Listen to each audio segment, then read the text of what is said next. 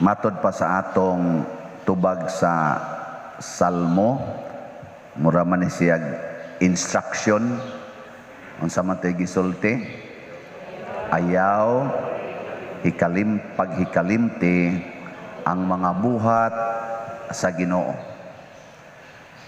Gahapon sa atong ebanghelyo gihisgutan nga kadtong sanlahon gihikap rang Hesus ayo dayon.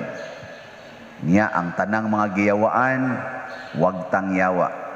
Karon paralitiko na sad. Iya rang giingnan, bangon, wa na siya mohikap niya. Bangon. Bangon dayon. Mutuo mo ani nga nabuhat ni Hesus. Maayo.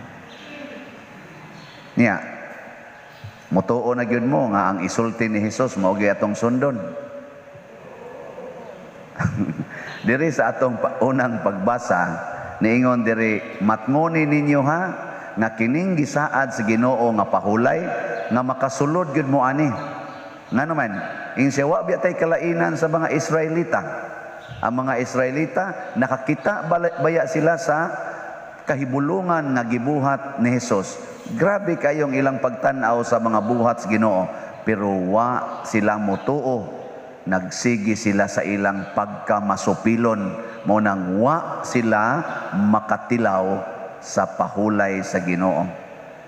Generally speaking ba, ang kalibutan karon way pahuway. Way pahuway oy.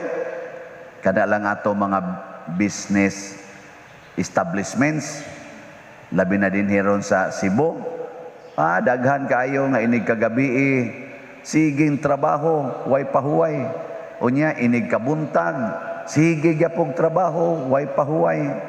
Hapit way pahuway ang mga tao karon. Nya unsa may rason nga dili ta mo pahuway, kay mangitag paginabuhi para sa maayong kaugmaon, di na mamahuway.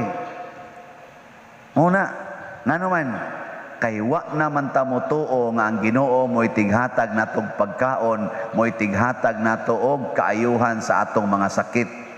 Moingon naman ta, og di ka mo trabaho, wa kay kwarta, patay jud kag basakit ka. Nya kaning paralitiko ni gamit ni kwarta di ay aron makabangon siya. Kadto di ang sanlahon ni gamit itong kwarta aron maayo ang iyang leprosy. Oy, tubag. ang mga Israelita nga nagbaktas dito sa desierto 40 ka tuig, ning tabok pagin sila sa dagat nga pula katong Red Sea. Nitabok sila nga ang tubig, nabuak ang tubig, ni gamit sila kwarta ato. Wow. Suwayo, gamit og kwarta, tabok diha anang dagat na padung adto Cebu City. Di ba dako kay kagasto, ambot kanusa ka na mahimong karsada o gato yung ipakarsada? No, kanusa ka ha. Di agani diri loyog jutay sa ato, lisod pa manggay tag-agi nga kadugay na ana. Nga yuta gid na, wa man gani makarsada. Pero way gamitay kwarta. Mugamit lang tag Ginoo. Mahimo ang mga butang mo na yun. Ayaw laging hikalimti ang mga buhat sa Ginoo. Lingi ako nun ang imong tupad. Lingi ba? Putuki ba ka na imong tupad ba? Sa imong tanaw, binuhat na sa Ginoo? So ayaw na siya kalimti ha? Basig malimot ka nga, binuhat na sa Ginoo. Unya kay binuhat mas Ginoo, imo din ang paninglan siyang utang. Maningil kas utang ana. Binuhat yan as Ginoo. Maningil ka? Kung niila jud ka nga binuhat nas Ginoo, di ka maningil oy. Ngano man maikog kas nagbuhat. Di ba? Pero kay wa man kamo ila, nganlan panimog panuway, nganlan panimo og yawa, nganlan panimog bagagnaong, nganlan panimog bakakon, nalimot ka, binuhat binas Ginoo. Kung sawayon nimo ang binuhat sa Ginoo, ang imong gisaway ang nagbuhat. Allah. Nya kamo mga asawa, tan-aw ninyo sa inyong bana, binuhat sa Ginoo. Ha? O siya, imo dang yaw-yawan.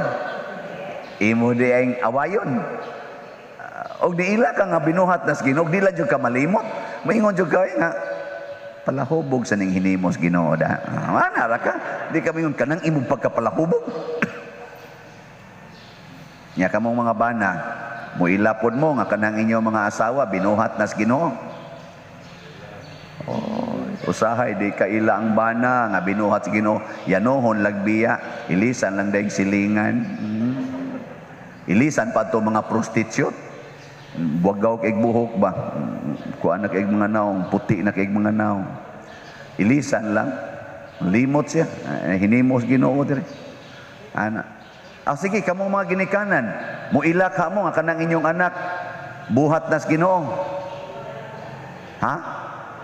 Kusga. Nya, nganong inyong nang kusion? Nganong inyong nang hapakon? Nganong inyong nang latoson? Og niila pa mo. Wa mo'y mga batasan. Mao na nga ang mubuhat lagi ani nga kanabang di na ta mo ila nga binuhat nis Ginoo, nya masupilo na kaita ato nang abusaran, di na ta makapahuway. Wala na tay rest kanang gitawag og divine rest. Unsa may ipuli? Stress. No. Mawa imong rest, ilisan og stress. Kining nagwali, muila ka ni nga kamo binuhat mo sa Ginoo. Nya nganong ako mang kolektahan. Wa ko mangulikta Igo ra gani kong ni-offer sa sibot. Depende ninyong mohog mo des kolekta. Kay niilasan mo nga kining pare binuhat sa Ginoo, mohog mo kolekta. Okay mo respeto man mo. Di ba? Ang uban day gyud mo ila dahil laglingiw-lingiw dawa ko'y kwarta sige pangulikta diha pangulikta. Labi na kining sakristan imong kolektahan sa muhatag sa ko'y kwarta dira kwarta ko taon nya kusog mo duwag duta dito sa computer mga sayay lagi nya magilhanay nakataoy nga mga buhat tas Ginoo nya magsigitag daig sa Ginoo nya mangutana tas Ginoo unsaon man ninako pag higugma, pag-alagad ug pagpalambo ang imong binuhat, dili kay magpatuyang lang tag pangguba sa binuhat sa Ginoo. Muna si Kristo ang paralyzed nga iyang binuhat, ang paralyzed nga tawo nga gibuhat sa Ginoo, iyang gipakita na siya maoy nagbuhat. Na paralyzed ang tao tungod tingali sa kalibutanon nga mga depekto. Pero yung ang Ginoo kay ako may nagbuhat, ipakita na ko ninyo na kining paralyzed, pabarugon ko ni Gritso. Ngano man, way arang nako, ako ko'y gabuhat. Kanabitang imong sakyanan, Toyota no, nya hug ka dito sa pangpang, nya guba kayo ang imong Toyota. Isod na nga to sa Toyota Service Center, di ba inigawas ana, mura nagbranyo. Ngano man, sila may naghimo. Adi mong to? Tistingig ambak pangpang kanan yung sakyanan. Onya ipaayo dito. Mura lagi nagbranyo pero dadon na nimo ngadto Suzuki, ngadto Nissan, igawas ana Nissan ana di na Toyota. Ilisan na nila. Kay di man sila mo igabuhat. Nya kitang tao, kinsa may gabuhat nato ang Ginoo man. Kinsa man day mo ilis anang imong naong. Ikaw kanang parlor, mo'y mo kiskis ana imong kilay, maoy mo paputi ana imong naong dili oy.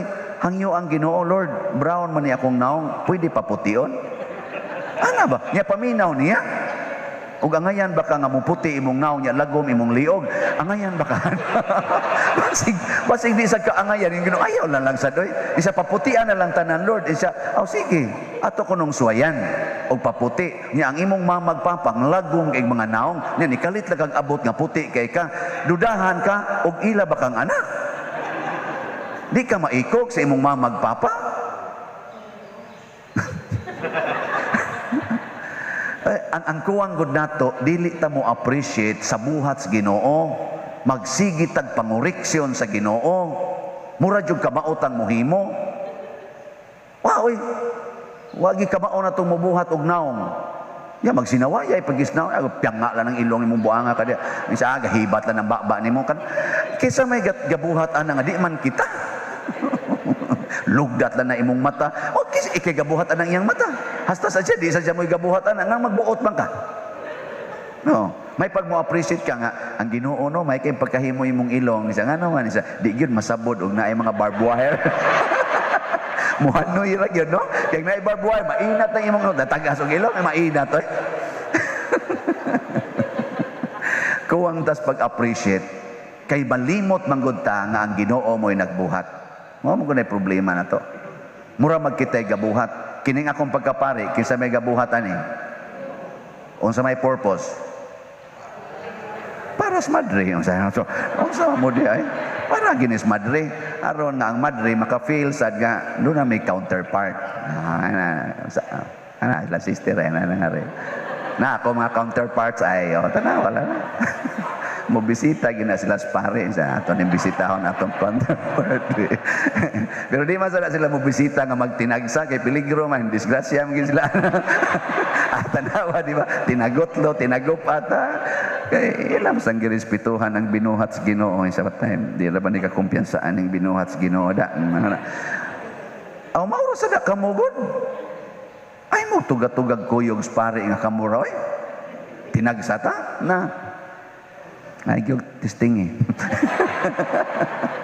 magtinagurha tinagutlo ana aron luwas kay maglakaw kaning kalibutan nga magtinagsa patay ka siyawa patay gyud ka mao na ang mga apostoles gipadalas Ginoo tinagurha gid labing minus tinagurha aron dili mamiligro siyawa kay magtinagsa ta na lisod kayo. Una, balik ta sa issue. Let us appreciate. Aron makapahulay ta, mutuo ta, na kining tanan na atong gipahimuslan karon binuhat nis Ginoo. Dahigo nato ang Ginoo, dili nato sawayon. At timanon og higugmao nato ang iyang mga binuhat, labi na gyud ang atong isig katao, kay mao gyud nay tinuod nga pagsimba og pag-alagad sa Ginoo. Wa nay laing labaw nga nindot nga pag-alagad kana gyud. Mao bitang magsigitag ingon ni Santo Niño kanamo maluoy kaunta nga kanimo nangilaba. Ana no?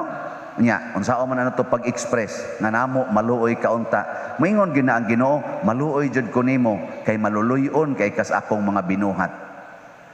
Imo gyong gigamit ang akong kinaiya ngadto sa imong isig katao mo nang kaluy-an gid tika. Mao nang naana sa kuan lagi kaning atong 8 beatitudes bulahan kamong mga maluluyon kay kaluy-an kamo sa Dios. Unyag mo anha sa inyo ang kawatan na katong nangawat sa inyong balay nga nahurot gyud da ang imong mga kabtangan. Maluoy ka? Ha?